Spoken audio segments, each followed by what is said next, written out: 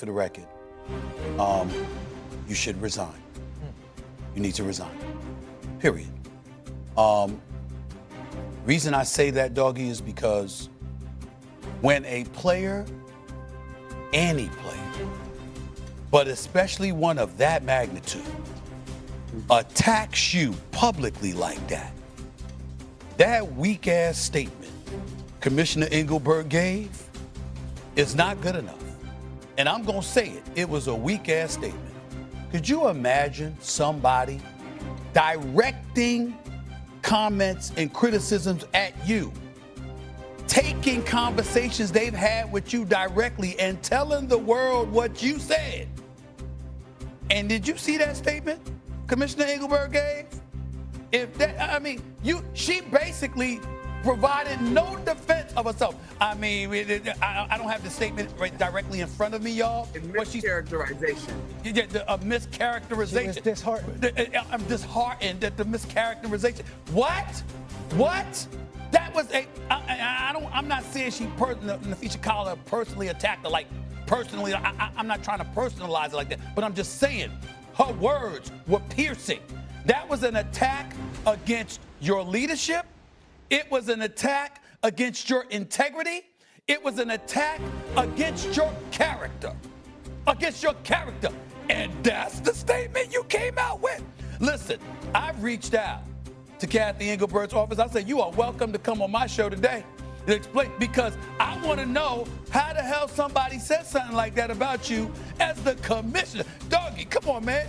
I mean, whether it was David Stern or Adam Silver or Roger Goodell or Paul Tagliabue or Pete Rose, could you imagine a commissioner being called out like that directly? And that timid, tepid statement, she looks guilty as hell. And then I'm looking at it and I'm saying, did you really say that? Did you really say that Caitlin Clark should thank her Heavenly Stars that she wouldn't be worth anything if she wasn't playing in the WNBA? Did you really say? See, all of these things that Nafisha Collier brought up, I'm sitting back going like this. Girl, you got my ears perked. I'm listening, because she got very, very specific. And for her to come, the commissioner to come back with that, you can't have her at the negotiating table talking to players. Basically, Nafisha Collier said she's in the way of our growth and our development as a league, not just on the player side, but on the league side. She's not good for basketball. That's what Nafisha Collier. Nobody questioned Cathy Engelbert's business acumen now, because we know she knows business. And you see the average player salaries, it was $28,000 when they first started. It's about, over $130 now. You got salaries over $200,000 now, some of them, but that's not enough. At the end of the day, you have a star player in the league saying the commissioner, this individual, is in the way of all of us. And that was her statement. I believe she should hand in her resignation. All right, I have two things to say. Well, more than that. And I don't follow this carefully, right, but I watched it today. That was a tremendous non-call on the play that Collier lost the ball last Friday and night. lost the game. Okay? That was a great job by the officials. We agree. That was not a foul. Right. And Collier, in her response, said, this is about not W's and losses. Yes, it is. Because you put your statement out after you lost, when your coach, right here, read the most disgraceful thing I have seen in 50 years of watching basketball, cursing out fans, walking into the gym, going into the post locker room, the media room, and killing the officials. When the official got the call right. I was in the real building with Pat Riley with the Lakers against the Celtics with Rambis. I was there when Pat Riley got burned with Hugh Hollins on a call by Hubert Davis, which gave the Celtics, which gave the Bulls wins. That was an incredibly horrendous decision. It was the reverse. Phil Jackson got burned. Phil Jackson. Terrible job by Reeves. She should apologize for garbage, ridiculous behavior. I spoke to an NBA official today who's in the Hall of Fame. He said, Chris, that was a tremendous non-call. The officials did the exact right thing. Collier says it's not about W's and L's. Yes, it is. You lost the game, you lost the ball, and you're frustrated. B, your coach acted like a complete... You don't act like that. You don't act like that.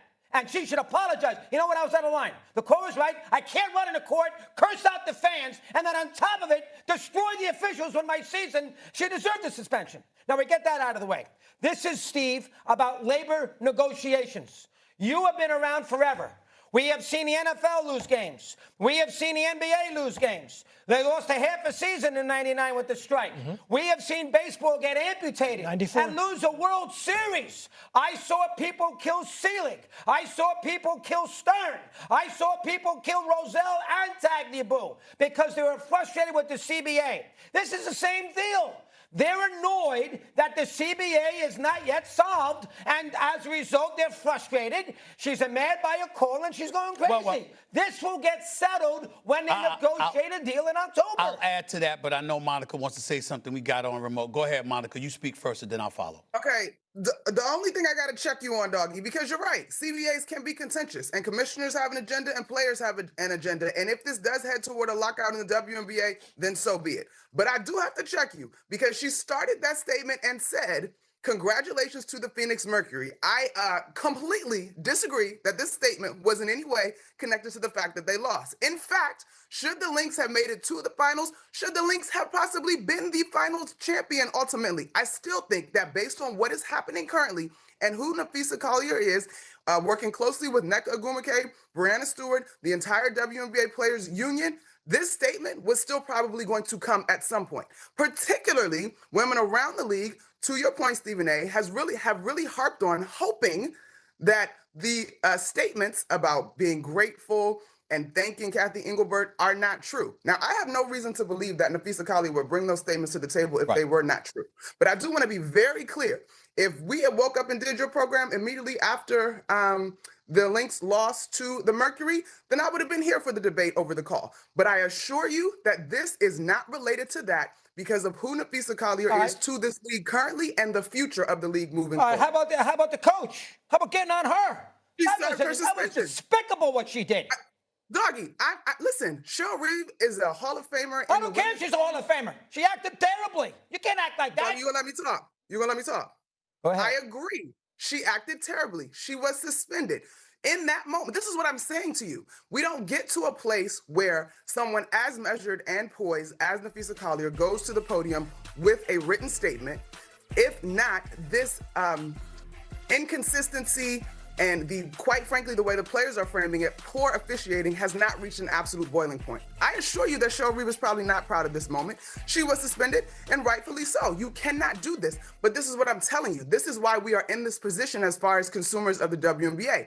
The distance between the players and the coaches and the league office is far apart. That, what you witnessed, while it was not acceptable, I agree, is an absolute boiling point of issues that the players feel